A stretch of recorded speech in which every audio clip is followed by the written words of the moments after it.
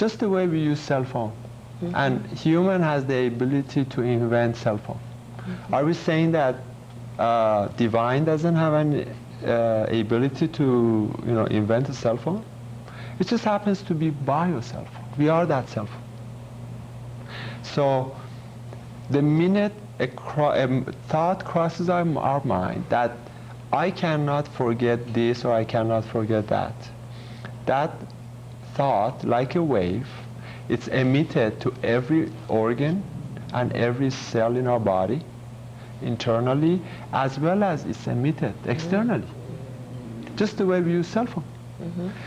And by doing that, what are we telling ourselves? What are we telling our organs? What are we telling our cells within the organs? I cannot forget, I cannot forget. So what message are we sending, internally as well as externally? Quite often, people go and say, oh, I hate this, I hate that. And sometimes when people have pain, they want to treat that pain, they want to treat that organ as an outcast. When it's really, they have to consider that the reason that organ has pain is just like a baby who wakes up at 3 a.m. in the morning and is crying. It just happens to be an internal baby. So if, I'm a mother or dad, and my baby wakes up, start crying at 3 a.m. in the morning, what am I going to do? I'm going to go and kick him more, beat him up? What am I going to do? So the best thing I can do is just grab him and hold him and try to provide the comfort, give them some love, see what's, what they need, and through that comfort, through that love, they fall back, and sleep. When an organ starts having pain, when we feel some kind of ailment within, it's just like a baby, except it happens to be an internal baby, not external. We can give it that love. We can give it that peace. We can just hug it. By doing that, we have to provide the comfort and the warmth so they fall asleep. If we don't do that, it's no different than when our baby wakes up at 3 a.m. in the morning and we really want to get that quality sleep because we have to go to work next day, and we run over there and start yelling at them and start beating them up more and say, what's wrong? And now imagine this.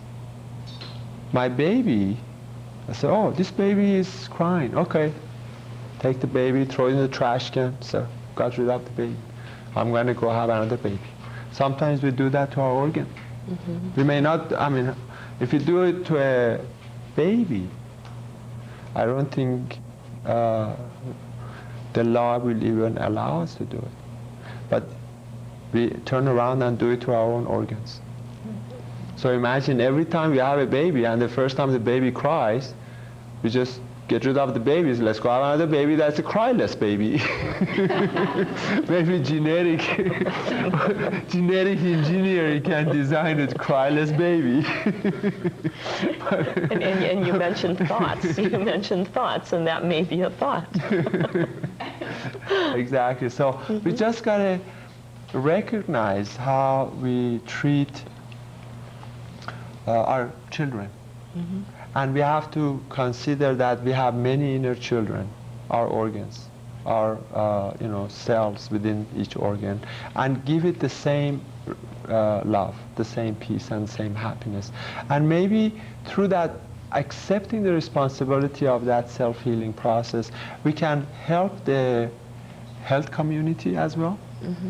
And they can become more productive because we are accepting that responsibility. We are willing to provide a healthy, thoughtful, healthy emotional, and healthy physical environment, and we all benefit from it collectively. And once that happens, through that collective benefit, our Mother Earth, who's been exhausted so long, having so many devious children, running around and breaking things, will benefit about it as well. And if you don't believe that we haven't exhausted Mother Earth, let's go back and read a few of the history books from different countries and see how many wars and other events we've had versus how many happy events have been captured in those books.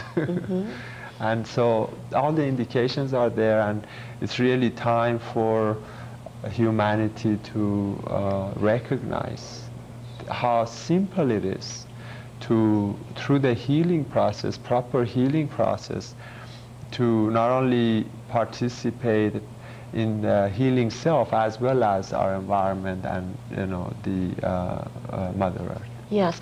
Amean, you had talked a little bit about two people that you are connected with at some level, and these are